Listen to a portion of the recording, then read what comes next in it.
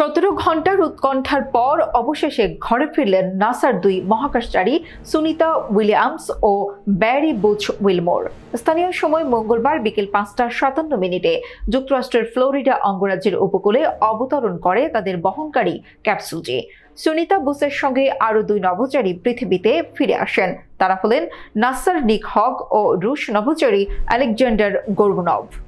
Elon মাস্কের মালিকানাধীন প্রতিষ্ঠান স্পেস এক্স এর ক্রু ড্রাগন ক্যাপসুলে তাদের পৃথিবীতে ফিরিয়ে আনা হয়। এর আগে গত বছর জুনে মার্কিন বিমান প্রস্তুতকারী প্রতিষ্ঠান বোয়িং এর তৈরি নভোযান স্টারলাইনারে আন্তর্জাতিক মহাকাশ স্টেশনে যান সুনিতা ও বুচ। তবে যান্ত্রিক ত্রুটির কারণে মহাকাশে আটকা পড়েন তারা। এরপর 286 দিন স্পেস স্টেশনে কাটানোর পর অবশেষে সফলভাবে পৃথিবীতে ফেরেন এই দুই নভোচারী।